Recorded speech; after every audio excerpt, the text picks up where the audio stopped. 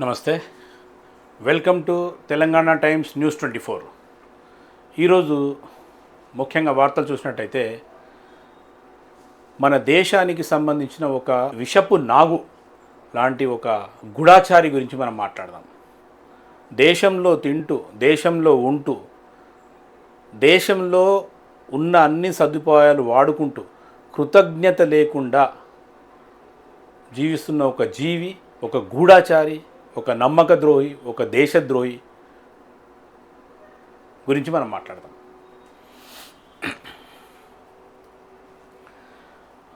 ఆంధ్రప్రభలో అవును పాక్ ఇంటెలిజెన్స్ అధికారులు కలిసా అనే శీర్షికతో ఈ వార్త ప్రచురితమైంది. పోలీసుల ఎదుట ఒప్పుకున్న జ్యోతి మల్హోత్రా. పేరులోనే జ్యోతి ఉంది అండి. జీవితం అంతా అంధకారమే, చేసే పనులన్నీ అంధకారమే. సిగ్గుచేటండి, చెప్పుకుంటే సిగ్గుచేటు. పేరు ఎట్లా ఉంది, పనులు ఎట్లా ఉన్నాయి చూసిర్రా? ఏమైనా ఉందా? ఏమైనా పొంతన ఉందా? జ్యోతి అంటే 10 మందికి వెలుగునిస్తుంది. ఈమె 10 మందికి సంబంధించిన జీవితాల్లో చీకటి నింపడానికి చేసే రహస్య గూఢాచార పనులు, మన దేశానికి సంబంధించిన రహస్యాలను ఇతర దేశాలకు చేరవేసే చీకటి పని చేస్తున్న గూఢాచార్యం కేసులో ఎన్ఐఏ విచారిస్తున్న యూట్యూబర్ జ్యోతి మల్హోత్రా పలు ఆసక్తికర విషయాలను వెల్లడించింది. పాకిస్తాన్ ఇంటెలిజెన్స్ అధికారులతో తనకు సంబంధాలు ఉన్నట్టు ఆమె అంగీకరించినట్టు సమాచారం. ఎన్ఐఏ వాళ్ళ విధానంలో విచారణ చేస్తే పాకిస్తాన్తో సంబంధాలు ఉన్నాయి అనే విషయాన్ని ఆమె ఒప్పుకోవడం జరిగింది. పాక్ హైకమిషన్ ఉద్యోగి డానిష్తో తాను నిత్యం టచ్లో ఉండేదాన్నని, 2 ఏళ్ల క్రితం వీసా కోసం పాక్ హైకమిషన్కు వెళ్ళిన సమయంలో పరిచయం అయినట్లుగా ఆమె వాగ్మూలం ఇచ్చింది. ఈ విషయాలను పోలీస్ అధికారులు ధృవీకరించారు. పాక్ హైకమిషన్ ఉద్యోగి డానిష్తో ఈమె టచ్లో ఉందంట. ఇంత విశాలమైన భారతదేశంలో ఆమెకు ఎవ్వరు దొరకలేదు. మన శత్రుదేశమైన పాకిస్తాన్కి మన భారతదేశ రహస్య సమాచారాలు సేకరించే క్రమంలో ఈమెకు ఒక ఎరలాగా వాడుకొని డానిష్ అనే వ్యక్తితో ఈమెకు పరిచయమైంది. ఆమెతో ఈమె టచ్లో ఉందంట. సిగ్గుచేటండి. గూఢచర్యం ఆరోపణలపై అరెస్టు చేసిన యూట్యూబర్ జ్యోతి మల్హోత్రాపై అధికారిక రహస్యాల చట్టం, భారతీయ న్యాయ సంహిత BNSలోని పలు సెక్షన్ల కింద కేసులు నమోదు చేశారు. పాకిస్తానీ ఏజెంట్లతో ఆమె క్రమం తప్పకుండా సంప్రదింపులు జరిపిందని, వాటిని రహస్యంగా ఉంచేందుకు పలు ఎన్క్రిప్ట్ చేసిన ప్లాట్ఫామ్లను వినియోగించినట్లు విచారణలో తేలింది. ఈ చేసే తప్పుడు పనికి లేని అన్ని తెలివితేటలు ఉపయోగించిందండి. పాకిస్తాన్ ఏజెంట్లతో ఆమెకు క్రమం తప్పకుండా సంప్రదింపులు జరిపిందని, వాటిని రహస్యంగా ఉంచేందుకు పలు ఎన్క్రిప్ట్ చేసిన ప్లాట్ఫామ్లను వినియోగించినట్లు విచారణలో తేలింది. స్నాప్చాట్, టెలిగ్రామ్, వాట్సాప్, కోడ్ లాంగ్వేజ్లలో మాట్లాడుకున్నట్టు దర్యాప్తు అధికారులు గుర్తించారు. ఇన్ని రకాల సంభాషణ జరిగింది. గూఢచర్యంగా వాళ్ళు తీసుకోవాల్సిన సమాచారం అంతా ఈ దరిద్రమైన ఈ జ్యోతి మల్హోత్రా ద్వారా సేకరించినట్లు పోలీసు విచారణలో ఈమె అంగీకరించిందండి. దేశద్రోహి, విషపు నాగు లాంటిది. ఎప్పుడు కాటేస్తుందో తెలియదు. భారతదేశంలో పక్కలో బల్లెంలాగా. ముఖం చూస్తే ఎట్లా ఉందండి చూడండి. ముఖం చూస్తే ఎర్రగా బుర్రగా అందంగా ఉంది. పనులు చూస్తే ఎంత దరిద్రంగా ఉన్నాయో చూసారా? ఇది ఈ విషపు నాగు యొక్క పనితీరు. యూట్యూబర్ జ్యోతి మల్హోత్రా పాకిస్తాన్ తరఫున గూఢచర్యం చేశారనే ఆరోపణలపై దర్యాప్తు కొనసాగుతున్న కొద్దీ ఆమెకు బంగ్లాదేశ్తో ఉన్న సంబంధాలు స్పష్టంగా బయటపడుతున్నాయి.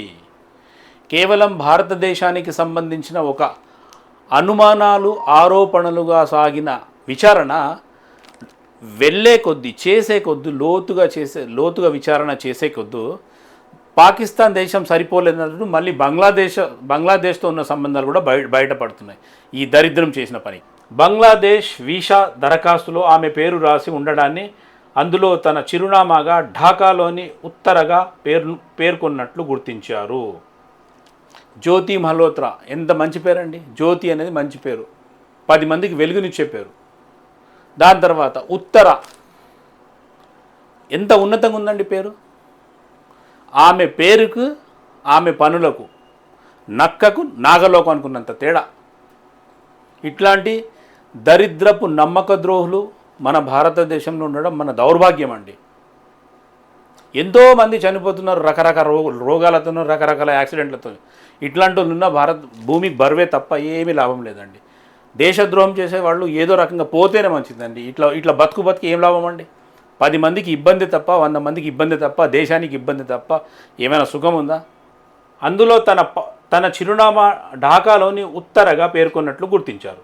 హిసార్ పోలీస్ ప్రతినిధి వికాస్ కుమార్ తెలిపిన వివరాల ప్రకారం జ్యోతి మల్హోత్రా విచారణలో 2023 నవంబర్ నుంచి 2025 మార్చి వరకు పాకిస్తాన్ జాతీయుడు, పాక్ హైకమిషన్ అధికారి అయిన హసన్ ఉర్ రహీం అలియాస్ డానిష్తో సంప్రదింపులు జరిపినట్లు అంగీకరించింది.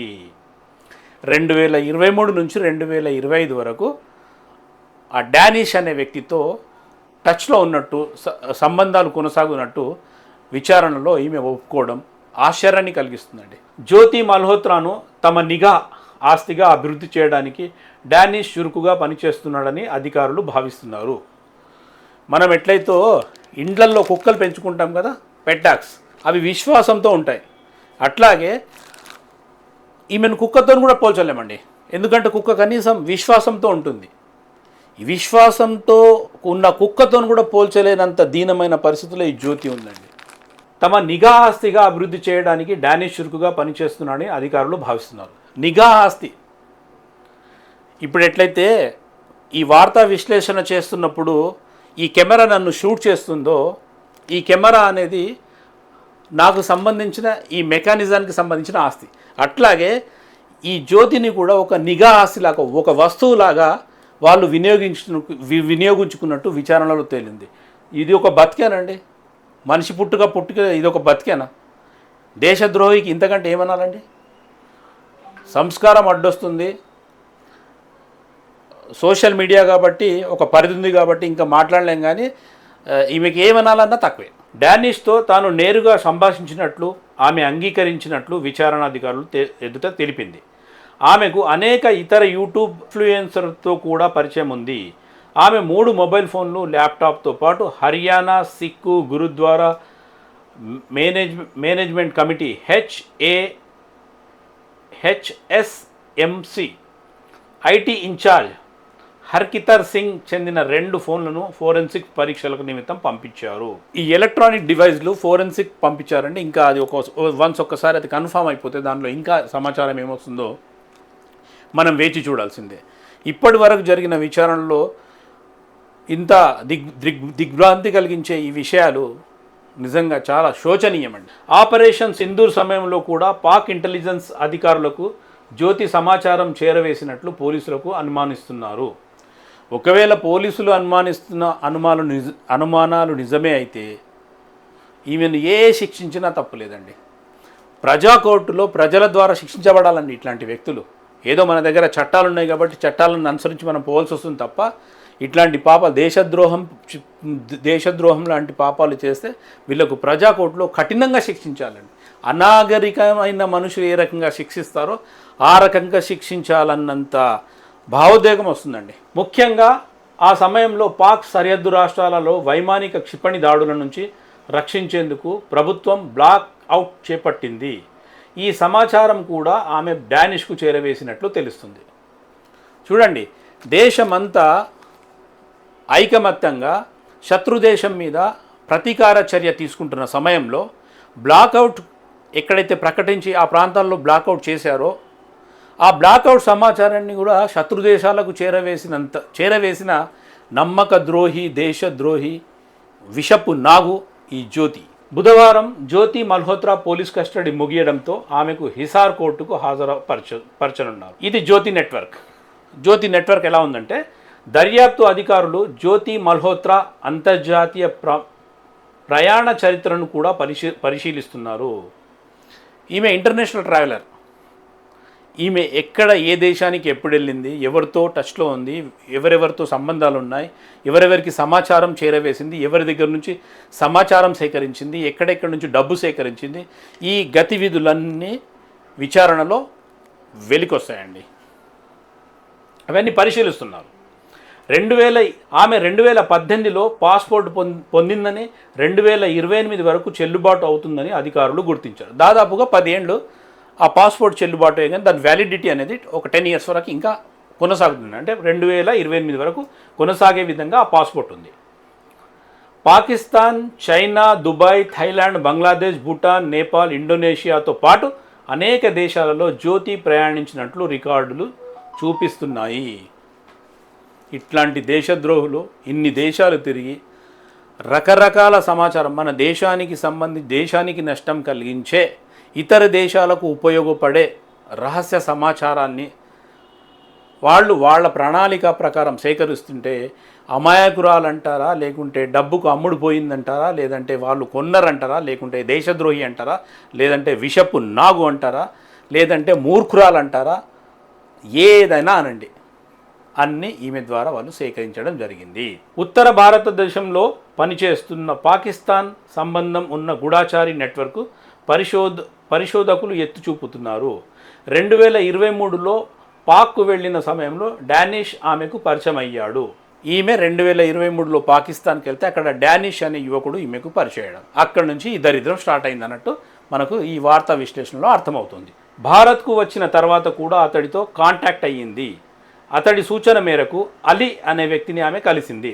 అతడు పాక్ నిఘా రక్షణ విభాగాలకు చెందిన వ్యక్తులను జ్యోతికి పరిచయం చేసినట్లు సమాచారం.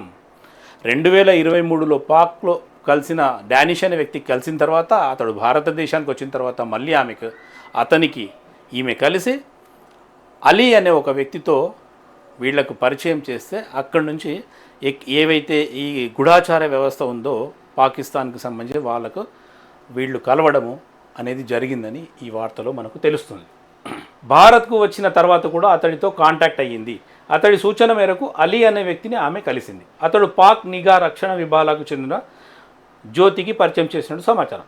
దేశ రక్షణకు చెందిన అత్యంత సున్నితమైన సమాచారాన్ని ఆమె పాక్ వ్యక్తులకు చేరవేసినట్లు అధికారులు ఆరోపించారు. ఎంత దారుణం అండి, ఎంత దారుణం చూడండి. విశ్వాసం ఉందా? నా దేశం అనే విశ్వాసం ఉందా?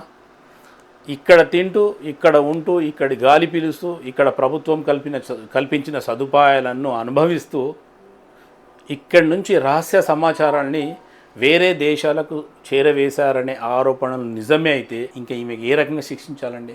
మీరు తెలియజేయండి కామెంట్. ఇట్లాంటి వ్యక్తులకు ఏం చేయాలి? దీనిపై దర్యాప్తు కొనసాగుతున్నది కాగా ఆమెకు చెందిన బ్యాంకు ఖాతాలను కూడా విశ్లేషిస్తున్నారు. ఆమెకు ఎక్కువ సంఖ్యలో బ్యాంకు ఖాతాలు ఉండి అనేక లావాదేవీలు జరిగినట్లు గుర్తించిన దర్యాప్తు అధికారులు. డబ్బు లావాదేవీలు కూడా అనేక బ్యాంకుల ద్వారా గుర్తించినట్టు ఇక్కడ తెలుస్తుంది. ఆర్థిక డేటాను విశ్లేషించడంలో నిమగ్నమై ఉన్నారు. అంతేకాకుండా ఆమెకున్న బ్యాంకు ఖాతాల్లో దుబాయ్ నుంచి డబ్బు జమ అవుతుందని దర్యాప్తులో తేలినట్టు సమాచారం. దీనిపై మరింత లోతుగా విచారణ కొనసాగుతుందని సంబంధించిన వర్గాలు వెల్లడించాయి. ఈమె తిరుగుతున్న దేశాలు వేరు, ఈమెకు డబ్బు సమకూరుస్తున్న దేశం వేరు. అంటే ఉదాహరణ గురించి, ఒక ఫ్యాన్ మనం రన్ చేయాలంటే స్విచ్ ఎక్కడో మన దగ్గర ఏదో గోడకు ఒక వైపు ఉంటుంది, అక్కడ స్విచ్ చేస్తే ఇక్కడ ఫ్యాన్ తిరిగి గాలిచ్చినట్టు ఈమె పాకిస్తాన్కి గూఢాచార్య రహస్యం పంపిస్తే మన దేశానికి సంబంధించిన సున్నితమైన అంశాల మీద సమాచారం చేరవేసినట్టయితే ఈమెకు దుబాయ్ నుండి అకౌంట్లో అమౌంట్లు క్రెడిట్ అవుతున్నట్టు ఇక్కడ పోలీసుల విచారణలో వాళ్లకు తెలుస్తుందని కొనసాగుతుందని సంబంధిత వర్గాలు వెల్లడించారు. డైరీలో క్రేజీ లవ్. తాజాగా జ్యోతి మల్హోత్రా డైరీ ఫోటోలు వైరల్గా మారాయి. ఈ డైరీ ఫోటోలను చూస్తే పాక్పై ఆమె చూపించిన వల్లమాలిన అభిమానం స్పష్టంగా అర్థమవుతుంది. పాక్ మీద ప్రేమ ఉందంటే ఈమె ఆలోచన, ఈమె పాక్ను చూసిన దృష్టి ఎంత దరిద్రంగా ఉంటే తప్ప ఆ పాక్ను ప్రేమించిందో మనం అర్థం చేసుకోవచ్చు. ఆ దేశంలో ఈమెకు నచ్చిందేందో, పాక్ పైన ఆ వల్లమన్న ప్రేమ ఏందో, ఆ వ్యక్తులపై ఆ ప్రేమ ఏందో ఈమె మనస్తత్వం చూసి మనకు అర్థమవుతుంది. ఈ వ్యక్తిగతంగా ఈ చూసే దృష్టికోణం చూసుకుంటూ ఈ చేసే పనులకు మనం ఎప్పుడైతే కలుపుతామో అప్పుడు చాలా దారుణమైన మనకు దిగ్భ్రాంతి కల్పించే విషయాలు బయటికి వస్తున్నాయండి. కాబట్టి ఇట్లాంటి దేశద్రోహులకు కఠినాతి కఠినమైన శిక్షలు వేయాలండి. విచారణ కూడా చాలా ఫాస్ట్గా కొనసాగిస్తూ వీళ్ళని తొందరలో వీళ్ళకు శిక్షలు వేసి ముగించేసేయాలి. వీళ్ళకి వేసిన శిక్షలు ఇతరులకు జ్ఞానోదయమయ్యే విధంగా, భయభ్రాంతులు సృష్టించే విధంగా, గుణపాఠం అయ్యే విధంగా ఉండాలి. అప్పుడే ఒక భయం అనేది ఉంటుంది. అక్కడ ప్రజల నుంచి విపరీతమైన ప్రేమ లభించిందని, పొరుగు దేశంలో అనుభవాన్ని మాటల్లో చెప్పలేనని డైరీలో రాసుకున్న జ్యోతి పాకిస్తాన్ దేశం క్రేజీగా కలర్ఫుల్గా ఉన్నట్లు వర్ణించుకుంది. పాక్లోని దేవాలయాలను రక్షించాలని, దేశ విభజన అనంతరం తమ కుటుంబాల నుంచి విడిపోయిన వారిని కలిసేందుకు ఆయా కుటుంబాలకు అనుమతించాలని పాక్ అధికారులను విజ్ఞప్తి అంటూ కూడా తన డైరీలో రాసుకుంది.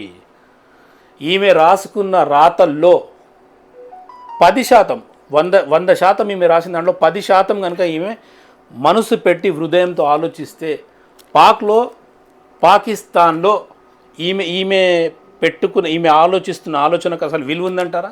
హిందువుల శాతం మెల్లిమెల్లిగా తగ్గుతూ వస్తున్న క్రమంలో హిందూ దేవాలయాల కట్టడాలు క్రమక్రమంగా కూల్చేసి కనుమరుగయ్యే క్రమంలో ఈమె వేడుకుంటున్న ఈ విజ్ఞప్తి ఏమాత్రం కార్యక్రమాలకు కార్యరూపం దాల్చడానికి దగ్గరలో ఉన్నట్టుందా? ఒక రకంగా చెప్పాలంటే ఆకాశంలో ఉమ్మేస్తే ముఖం మీద పడ్డట్టు ఈమె కోరిక, ఈమె అర్జీ అట్లా ఉంది. సాధ్యపడుతుందా? శత్రుదేశమైన పాకిస్తాన్కి సాధ్యపడుతుందా? దేని పట్ల మోహించబడ్డదో, దేని పట్ల ఆమె ఆకర్షించబడ్డదో తెలియదు, కానీ మొత్తానికి సాధ్యపడనటువంటి ఒక చిన్న విషయాలు ఇక్కడ డైరీలో రాస్తుంది. అంటే మెల్లిమెల్లిగా ఊబిలోకి దిగుతుంది.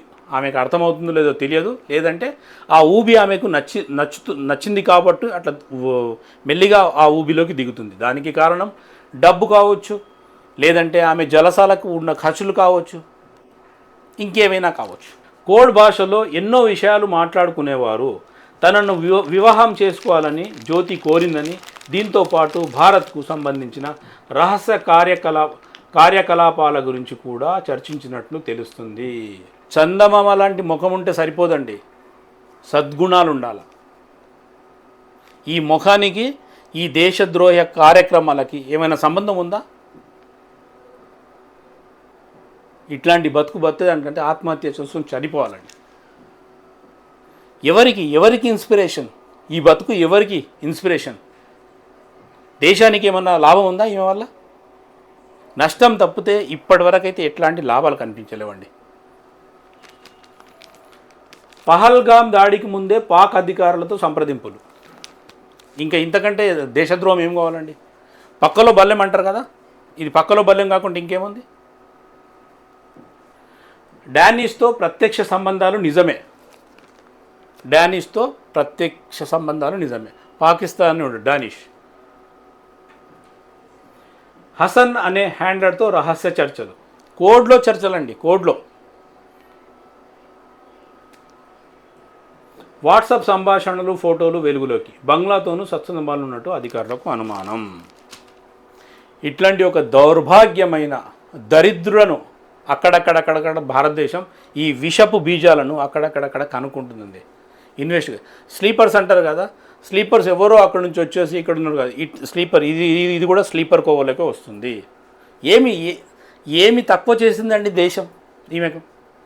ఇంత దౌర్భాగ్యమైన పరిస్థితి ఏంది? డబ్బుల కొరకై దేశాన్ని అమ్ముకుంటారా? కృతజ్ఞత లేదా?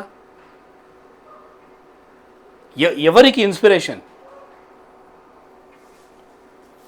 ఇట్లాంటి రహస్య గూఢాచారం చేసేవాళ్ళు మీ చుట్టుపక్కల ఎక్కడైనా ఉంటే ఖచ్చితంగా పోలీసులకు సమాచారం ఇవ్వండి. ఎందుకంటే దేశద్రోహులు ఎక్కడో లేరండి, మన చుట్టుపక్కలే ఉన్నారు. వాళ్ళను కనుక్కొని నిఘా వర్గాలకు, ఇన్వెస్టిగేషన్ సంస్థలకు, పోలీస్ కావచ్చు, లేదంటే ఎన్ఐఏ కావచ్చు, లేదంటే ఇంకా ఇతరత్ర ఏజెన్సీలు కావచ్చు, ఎక్కడ అవకాశం ఉంటే అక్కడ మీకు అనుమానాలు కలిగినట్టయితే ఖచ్చితంగా వెంటనే అట్లాంటి సంస్థలకు, పోలీసులకు కానివ్వండి, ఆర్మీకి కానివ్వండి, వాళ్ళకు చేరవేసి ప్రత్యక్షంగా పరోక్షంగా దేశానికి సేవలో భాగం కండి. ఇట్లాంటి కృతజ్ఞత లేని పనులు చేయొద్దు, ఇట్లాంటి దేశద్రోహం పనులు చేయొద్దు, ఇట్లాంటి విషపు బీజాలను మనము ప్రోత్సహించొద్దు. ఎక్కడికక్కడ వీళ్ళ కోరలు విడిచి దేశాన్ని కాపాడుకునే బాధ్యత మీది, నాది, మనందరిది. కాబట్టి ఇట్లాంటి విషయాలని మన చుట్టుపక్కల ఉన్నట్టయితే వెంటనే మనం స్పందించి బాధ్యత కలిగిన పోలీసులకు, బాధ్యత కలిగిన ఆర్మీకి చేరవేయాలని మరొక్కసారి ఈ వార్తా విశ్లేషణను మీకు తెలియజేస్తూ మరొక వార్తపై విశ్లేషించుకుంటూ తొందరలో కలుద్దాం. జై హింద్.